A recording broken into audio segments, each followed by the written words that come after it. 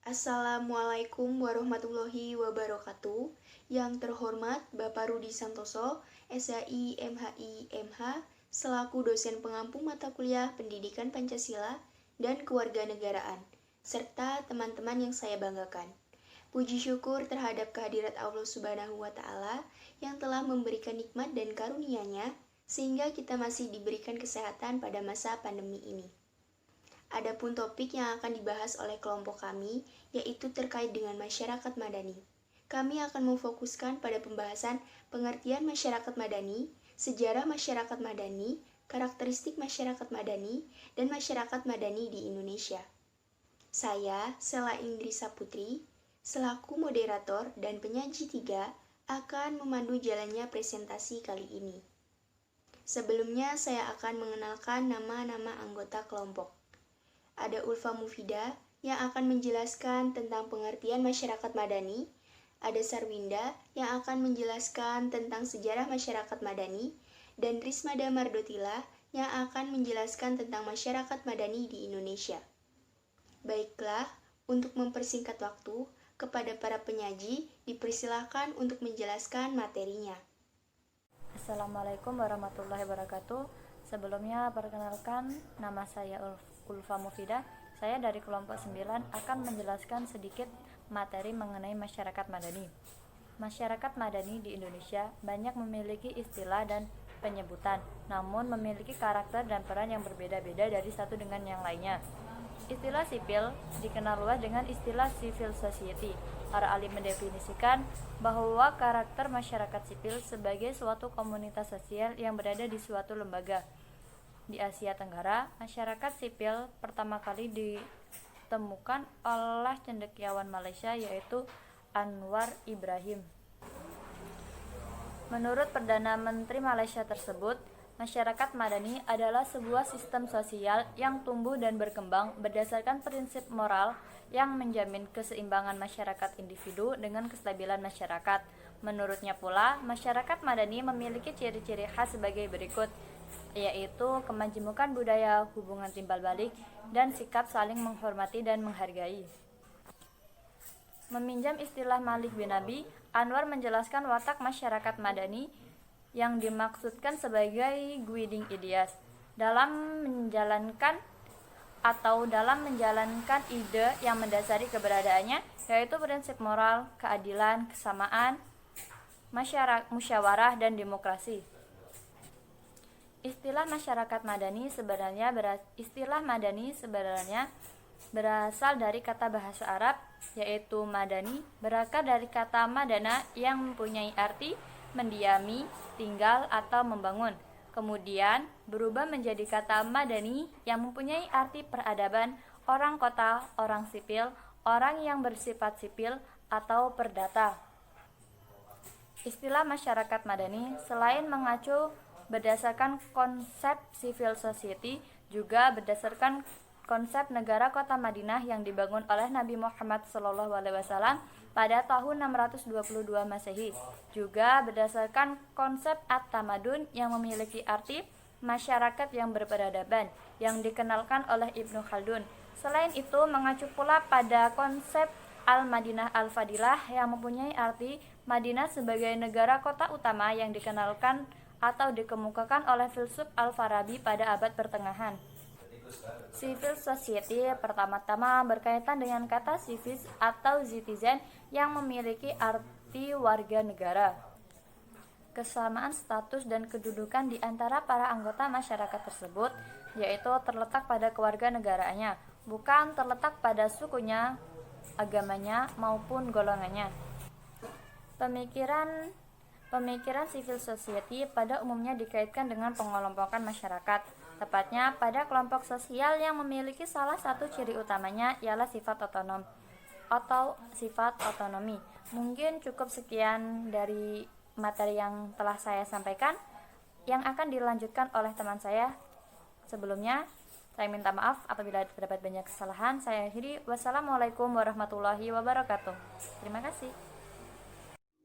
Bismillahirrahmanirrahim. Assalamualaikum warahmatullahi wabarakatuh. Baiklah, saya Sarwinda dengan NPM 2021020410 akan melanjutkan materi yang kedua, yaitu sejarah masyarakat madani. Sejarah awal civil society tidak bisa dilepaskan dari seorang filsuf Yunani, yaitu Aristoteles, tahun 384 sampai 322 sebelum Masehi. Ia memandang bahwa konsep civil society adalah sistem kepemerintahan yang identik dengan negara itu sendiri. Nah, pada masa ini, konsep civil society dikenal dengan istilah koinonia politike, yakni sebuah komunitas politik tempat warga dapat terlibat langsung dalam berbagai peraturan ekonomi dan politik, serta pengambilan keputusan. Istilah koinonia politike digunakan untuk menggambarkan sebuah keadaan masyarakat yang politis dan etis, yang mana warga negara di dalamnya itu berkedudukan sama di depan hukum. Nah, kemudian berbeda dengan Aristoteles, seorang negarawan Romawi, Marcus Tullius Cicero tahun 106 sampai 43 sebelum Masehi mengistilahkan masyarakat sipil dengan istilah societas civiles, yaitu sebuah komunitas yang mendominasi komunitas lain dengan sistem kepemerintahan sistem tradisi politik kota sebagai komponen utamanya. Pendapat lainnya juga datang dari Hegel. Ia menjelaskan bahwa di dalam struktur sosial civil society terdapat 3 entitas sosial. Yang pertama yaitu keluarga, yaitu merupakan ruang pribadi yang identik dengan keharmonisan. Dan yang kedua, masyarakat, yaitu merupakan tempat berlangsungnya kepentingan pribadi dan kepentingan ekonomi. Dan yang ketiga yaitu negara, itu merupakan representasi dari ide universal untuk melindungi kepentingan warganya. Nah, di dalam civil societies ini harus menciptakan tatanan kepemerintahan yang demokratis, serta harus memperoleh peran utama dalam kepemerintahannya. Hal ini didasari kenyataan bahwa sistem kepemerintahan yang demokratis tidak hanya berada di tangan pemerintah, di tangan penguasa saja, melainkan di tangan rakyat juga, karena sesuai dengan prinsip ekonomi, yaitu sistem kepemerintahan yang demokratis berasal dari rakyat, oleh rakyat, dan untuk rakyat. Nah, baiklah, cukup sekian materi dari saya. Lebih kurangnya saya mohon maaf. Terima kasih. Wassalamualaikum warahmatullahi wabarakatuh. Assalamualaikum warahmatullahi wabarakatuh. Perkenalkan, nama saya Sela Indrisa Putri, NPM 2021020267. Dan di sini saya akan menyampaikan materi terkait dengan ciri atau karakteristik masyarakat madani. Yang pertama ada free public sphere. Artinya adalah ruang publik yang bebas sebagai sarana untuk mengemukakan pendapat.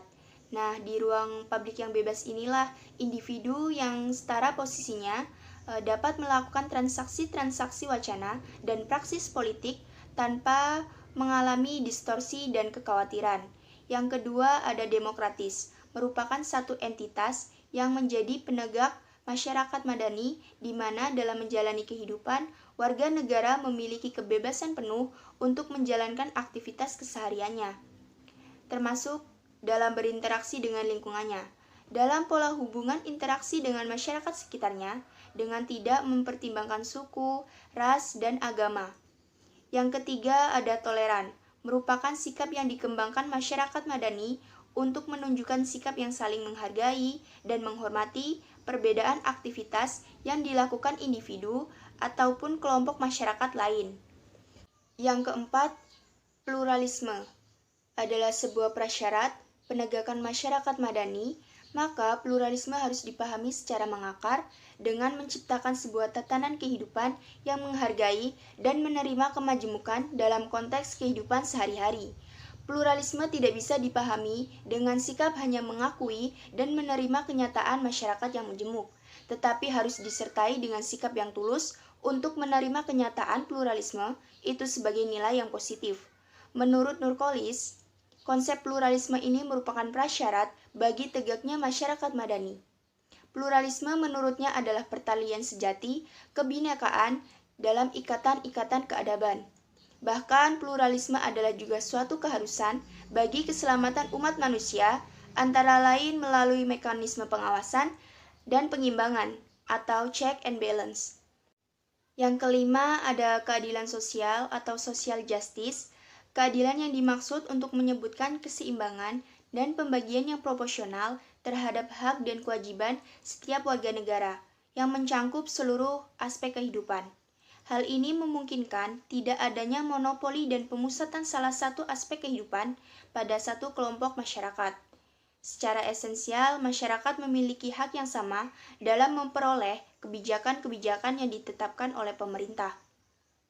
Secara terminologis, masyarakat madani yang berkembang di Indonesia setidaknya berada dalam dua pandangan, yakni masyarakat Madinah dan masyarakat sipil atau civil society.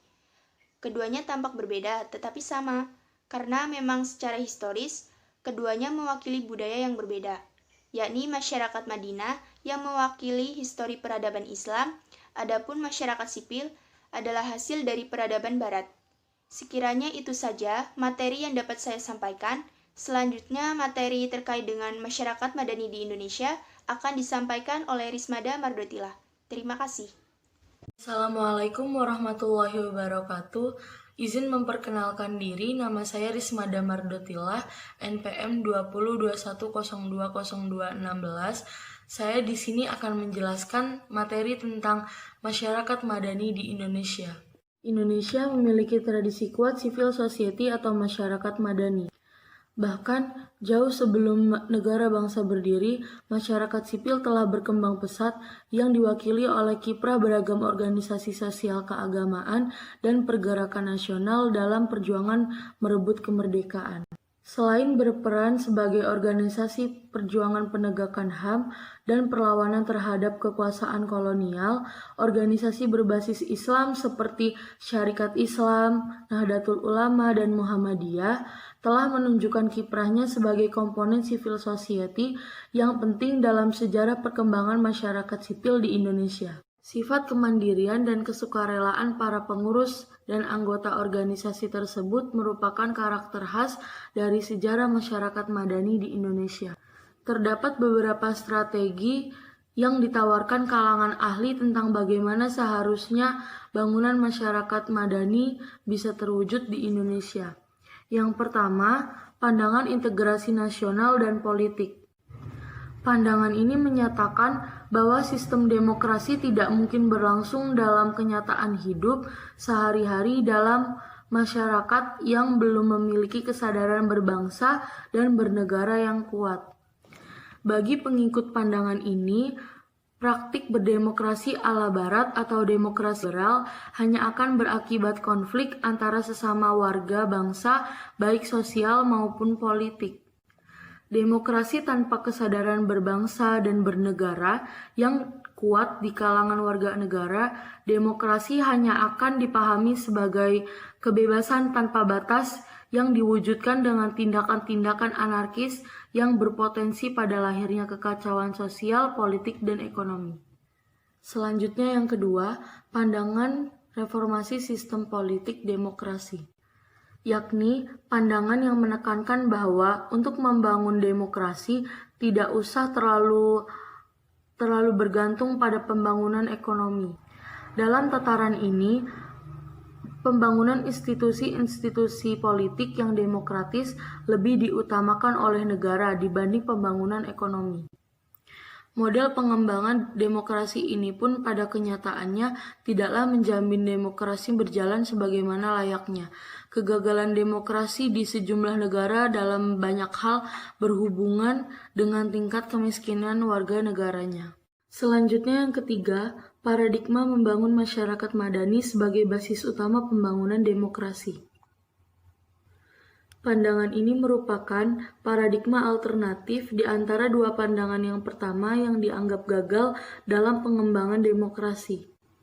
Berbeda dengan dua pandangan pertama, pandangan ini lebih menekankan proses pendidikan dan penyadaran politik warga negara, khususnya kalangan kelas menengah. Hal itu mengingat bahwa demokrasi membutuhkan topangan kultural, selain dukungan struktural. Usaha-usaha pendidikan dan penyadaran politik warga negara merupakan upaya membangun budaya demokrasi di kalangan warga negara.